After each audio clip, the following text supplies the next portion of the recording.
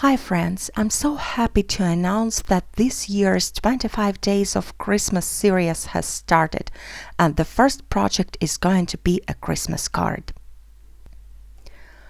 This year I'm going to try and publish the most advanced and time-consuming projects at the beginning of the series, and then as Christmas approaches I'm going to focus on easier, quicker ones, as well as the ones that are suitable for mass production.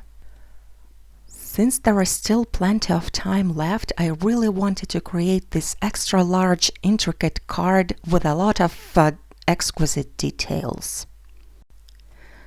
It would make a really special gift for someone, or it can be proudly displayed at your house for the holidays. So let's get started. To create a card base, I folded 8.5 by 11 piece of paper in half, so it's quite large. I have also created a panel that is slightly smaller than the card base, and I used the wood grain patterned paper for this. Next, I'm going to use ground espresso distress ink to color the edges of the card base, since I want this border to be a dark color. Since I decided to add some more texture to that background, I'm going to use this stencil by Holtz. It is called Speckles, and it's perfect for creating the snow effect.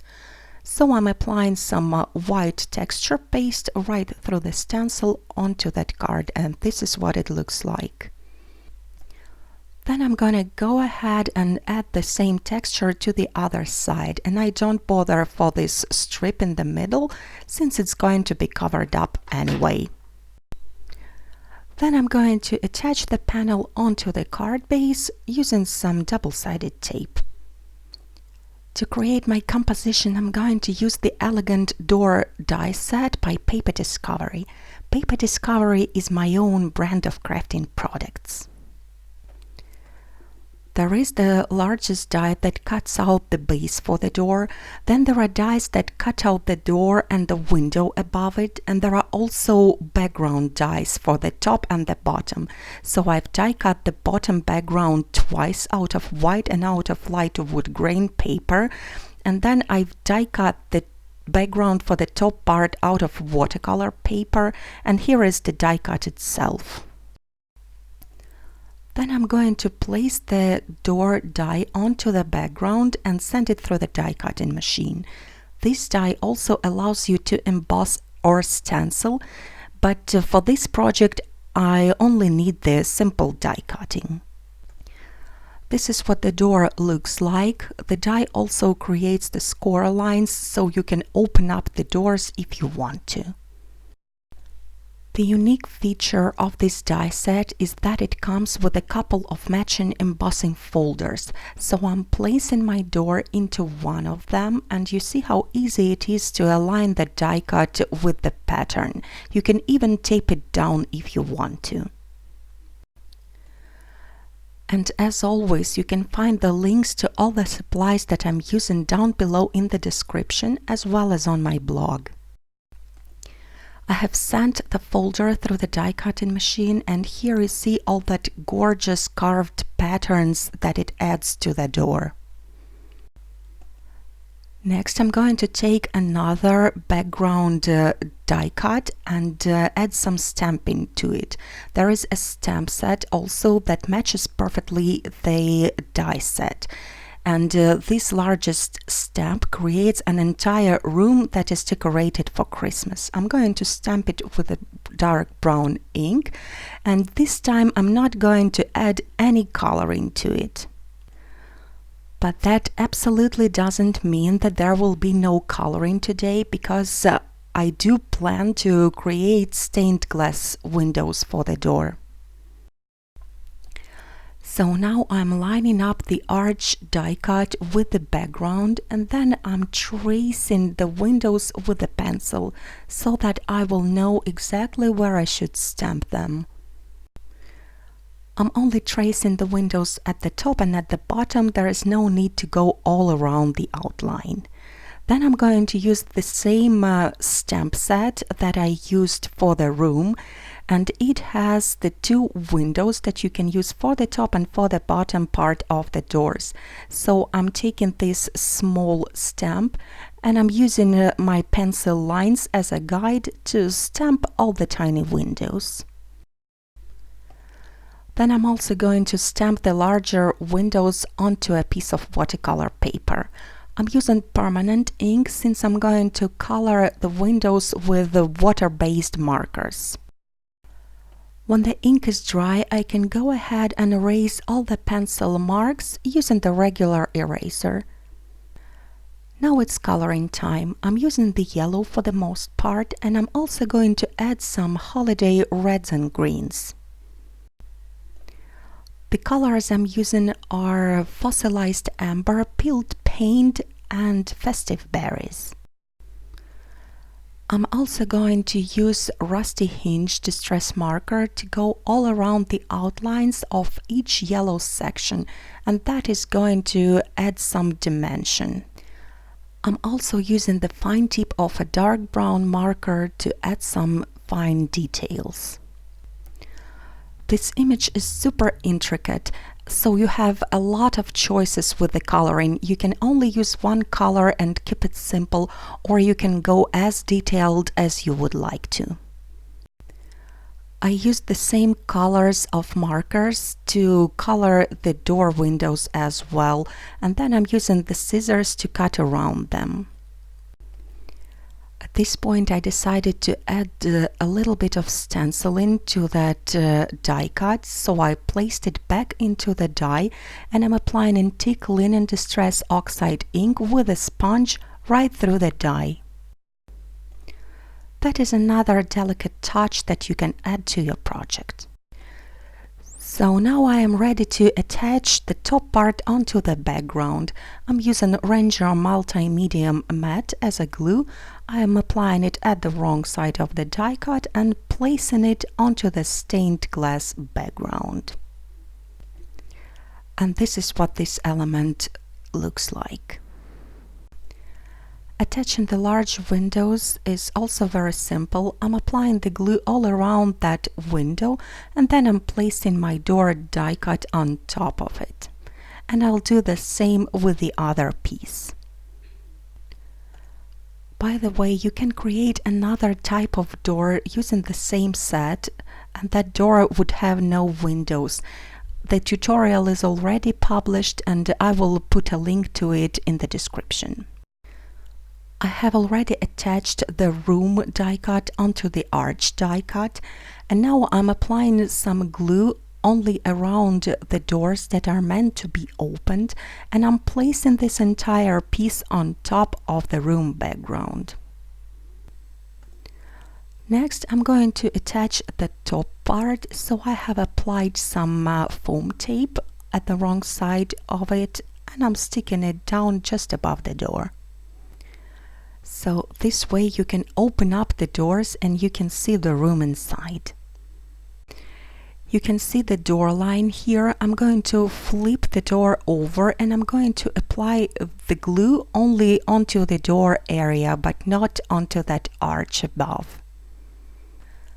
I'm attaching the door onto the card front and I'm aligning that door line with the top edge of the card. I mean the top edge of the white panel here. And I'm trying to place the door a bit closer to the left edge of the card. But the door is not completely finished just yet, because there are more exquisite details that you can add to it. Those tiny dies cut out the hardware for the door, so I'm going to attach some circle plates as well as the handles. I've die cut and embossed all the details out of gold mirror cardstock. So you see that with this die set you can use just the basic dies and create simple projects, but if you want to add more details and intricacy you can go really far with it. I believe that the little details like these really make handmade cards different from the printed ones. Now I'm finished with the door, but not with the entire card, because there are still more details that I would like to add to it.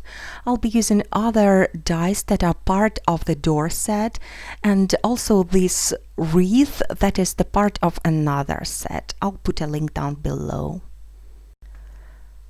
To create the potted plant, I've die cut the elements out of different color cardstock, and I also layered each die cut, and then I'm putting them all together like this.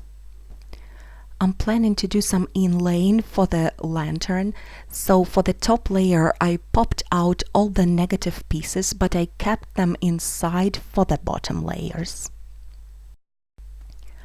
Now I'm going to add some tiny pieces of double-sided tape onto the lanterns to prevent those tiny pieces from falling out. That's a bit tricky, but that is going to make this lantern really special.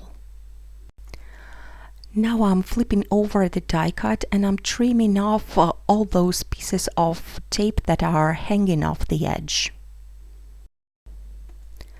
Once I'm done, I'm going to place the die cut down and I'm going to carefully peel off all those liners from the double-sided tape.